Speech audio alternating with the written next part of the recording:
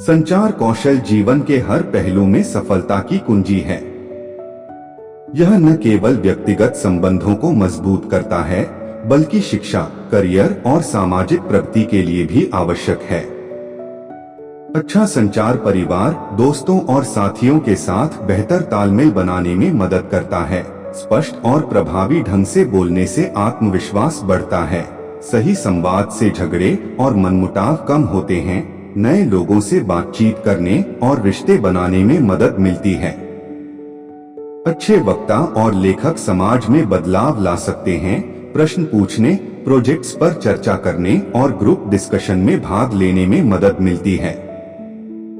अच्छी communication skills वाले लोग इंटरव्यू में बेहतर प्रभाव छोड़ते हैं। अच्छे नेतृत्व के लिए स्पष्ट संचार जरूरी है। संचार कौशल जीवन की हर चुनौती का सामना करने में मदद करता है। यह न केवल व्यक्तिगत विकास के लिए जरूरी है, बल्कि शिक्षा, करियर और सामाजिक प्रगति में भी महत्वपूर्ण भूमिका निभाता है। इसलिए हर किसी को अपने कम्युनिकेशन स्किल्स को लगातार सुधारते रहना चाहिए। उन 8 किताबों में से पहली किताब का नाम थैंक यू फॉर आर्ग्यूइंग है।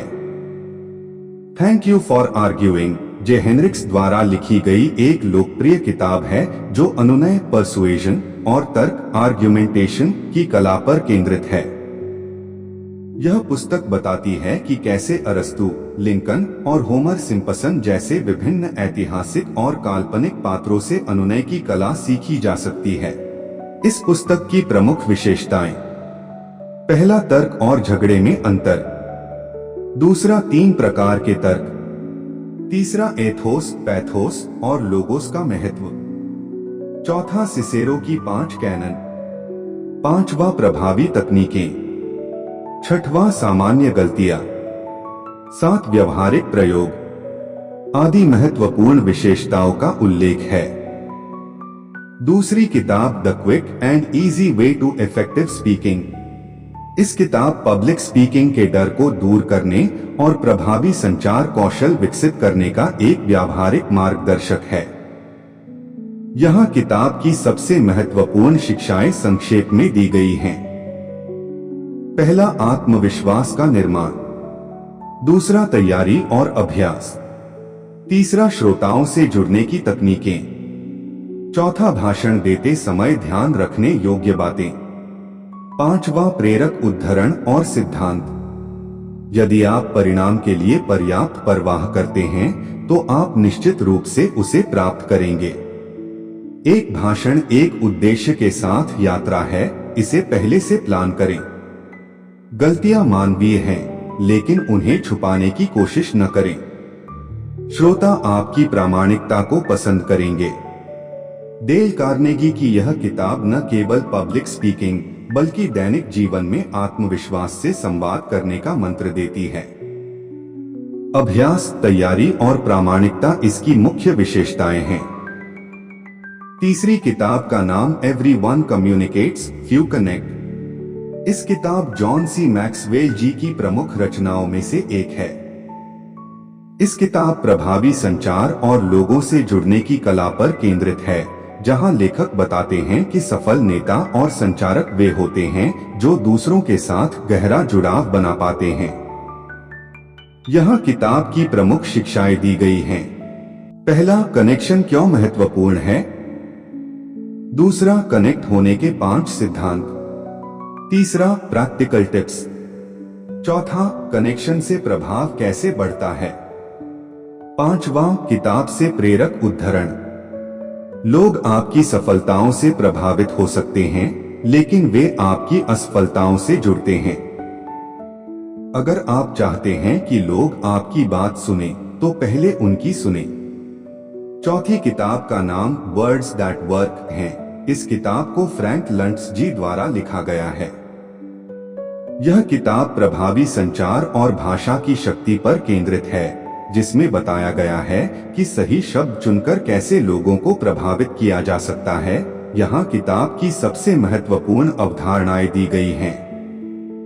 पहला, यह नहीं कि आप क्या कहते हैं, बल्कि लोग क्या सुनते हैं। दूसरा, प्रभावी संचार के 10 नियम। तीसरा, भावनाओं से जुड़े। चौथा, शब्दों का सही चयन। पांचवा, राजनीति और व्यवसाय में शब्दों की शक्ति। छठवां, संदर्भ और प्रासंगिकता। सातवां, गलतियां जिनसे बचें। यह किताब राजनीतिक नेताओं, मार्केटर्स और रोजमर्रा के संवाद करने वालों के लिए एक गाइड है। इसमें बताए गए सिद्धांतों को अपनाकर आप अपनी बात को अधिक प्रभावी और यादगार बना सकते हैं। पांचवें किताब का नाम जस्ट लिसन है। मार्क गोल्डस्टन द्वारा लिखित यह किताब बेहतर संवाद, प्रभावी सुनने की कला और लोगों को जोड़ने के तरीकों पर आधारित है। जस्ट लिसन किताब की कुछ महत्वपूर्ण बातें। पहला, द पावर ऑफ लिसनिंग। जब लोग गुस्से या तनाव में होते हैं तो वे सलाह नहीं, समझ चाहते हैं। दूसरा, एम्पैथी ओवर लॉजिक। भावनाओं को पहचानें फिर समाधान दें। तीसरा, ऑफ फक टू ओके मेथड। चौथा, मेक देम फील इम्पोर्टेंट। हर व्यक्ति के मन में छुपा संदेश मुझे खास महसूस करा। उनकी बात को बीच में न काटें, बस सुने और पूछें फिर क्या हुआ।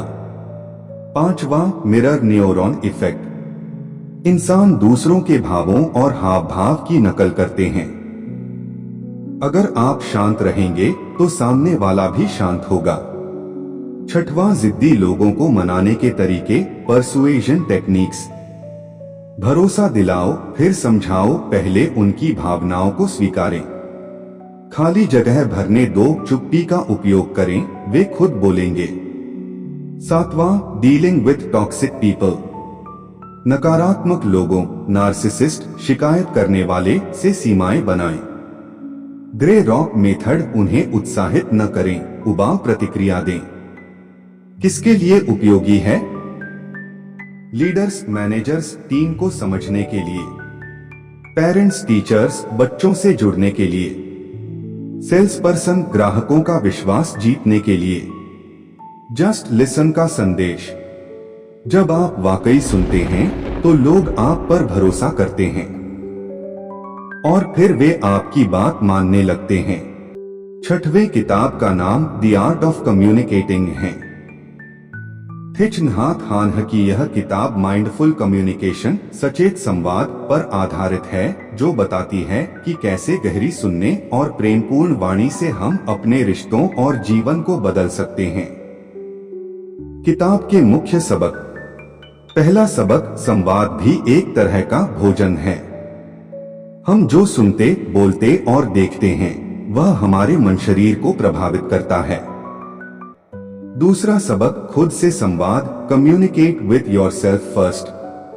अगर हम अपने भीतर के डर, क्रोध या अकेलेपन को नहीं समझेंगे तो दूसरों से सही तरह से बात नहीं कर पाएंगे।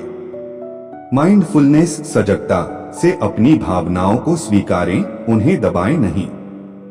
तीसरा सबक, 6 मंत्रास ऑफ लविंग स्पीच। 1, मैं तुम्हारे लिए यहाँ हूँ। 2, मैं जानता हूँ तुम यहाँ हो और मैं खुश हूँ। 3, मैं जानता हूँ तुम दर्द में हो, इसलिए मैं यहाँ हूँ।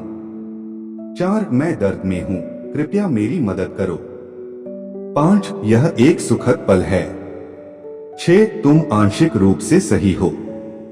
चौथा सबक, हैंडलिंग एंगर। क्रोध को दबाने से वह विस्फोटक हो जाता है। सांस लें, अपने क्रोध को देखें और उसकी जड़ समझें, यही माइंडफुलनेस है। पांचवा सबक, mindful communication at work. Office में ब्रीदिंग स्पेस बनाएं, जहां आप शांत होकर सांस ले सकें। फोन उठाने से पहले एक गहरी सांस लें, यह आपको प्रतिक्रिया देने से पहले सोचने का समय देगा। छठवां सबक, क्रिएटिंग अ कंपैशनेट कम्युनिटी। 7वें किताब का नाम द सेंस ऑफ स्टाइल है। स्टीवन पिंकर द्वारा लिखित एक बेहतरीन लेखन गाइड है जो भाषा, व्याकरण और प्रभावी संचार के वैज्ञानिक सिद्धांतों पर आधारित है। यह किताब पारंपरिक स्टाइल गाइड्स से अलग है क्योंकि यह नियमों को रटने के बजाय समझने और लागू करने पर जोर देती है। किताब की मुख्य सीख। पहली सीख, अच्छी लेखन शैली का आधार, क्लासिक स्टाइल। दूसरी सीख, ज्ञान का अभिशाप, द कर्स ऑफ नॉलेज। तीसरी सीख, ज़ोंबी शब्दों से बचें, अवॉइड ज़ोंबी नाउन्स। चौथी सीख, सक्रिय आवाज का प्रयोग, प्रेफर एक्टिव वॉइस। पांचवी सीख, संशोधन और संपादन महत्वपूर्ण है। यह किताब लेखक, ब्लॉगर्स, पत्रकार, शिक्षक और छात्र, व्यावसायिक पेशेवर के लिए परम आवश्यक है। इस किताब का मुख्य उद्देश्य अच्छा लेखन वह नहीं है जो नियमों का पालन करता है, बल्कि वह है जो पाठक के दिमाग में स्पष्टता और आनंद पैदा करता है। आठवां किताब का नाम स्टील द शो है। माइकल पोर्ट द्वारा लिखित एक प्रेरक पुस्तक है जो सिखाती है कि कैसे सार्वजनिक बोलने, प्रस्तुतियों और दैनिक जीवन के प्रदर्शनों में उत्कृष्टता प्राप्त की जाए। यह किताब एक्टिंग के सिद्धांतों को वास्तविक जीवन में लागू करने पर केंद्रित है, जिससे आप अपने कॉन्फिडेंस और प्रभावशाली संचार कौशल को बढ़ा सकते हैं। किताब की मुख्य सीख। पहली सीख, हर इंटरैक्शन एक प्रदर्शन है। चाहे वह स्पीच हो, जॉब इंटरव्यू हो या बातचीत, हर स्थिति में आप एक रोल, भूमिका निभा रहे होते हैं। अच्छा परफॉर्मर बनने के लिए ऑथेंटिक रहते हुए अपने रोल को समझें और उसे बेहतर तरीके से निभाएं। दूसरी सीख, डर पर काबू पाने के तरीके। सार्वजनिक बोलने का डर अनिश्चितता और आलोचना के भय से पैदा होता है। समाधान, अपने सुपरजेक्टिव लक्ष्य पर फोकस करें। क्या आप रिजल्ट चाहते हैं या सिर्फ अप्रूवल? रिहर्सल और तैयारी से नर्वसनेस कम करें। तीसरी सीख, दर्शकों को समझें। 3 प्रकार के लोग। फैंस आपसे सहमत होते हैं। डिट्रैक्टर्स आपकी बात नहीं मानेंगे। परस्यूएडेबल्स जो आपकी बात सुनकर बदल सकते हैं। सबसे ज्यादा ध्यान परस्यूएडेबल्स पर दें, वे ही आपका संदेश स्वीकार करेंगे। चौथी सीख, स्टैनिस्लावस्की के एक्टिंग सिद्धांतों का उपयोग। 6 प्रश्न खुद से पूछें। 1, मुझे क्या चाहिए, गोल। 2, मैं इसे क्यों चाहता हूं, मोटिवेशन। 3, अगर नहीं मिला तो क्या होगा, स्टेक्स। 4, मिल गया तो क्या होगा, रिवॉर्ड। 5, इसे पाने के लिए मुझे क्या करना होगा, एक्शन प्लान। 6, किन बाधाओं को पार करना होगा, ऑब्स्टेकल्स। इन प्रश्नों से आप किसी भी परफॉर्मेंस के लिए बेहतर तैयारी कर सकते हैं। पांचवी सीख, ज़ोंबी नाउन्स और जटिल भाषा से बचें। सरल और स्पष्ट भाषा का उपयोग करें।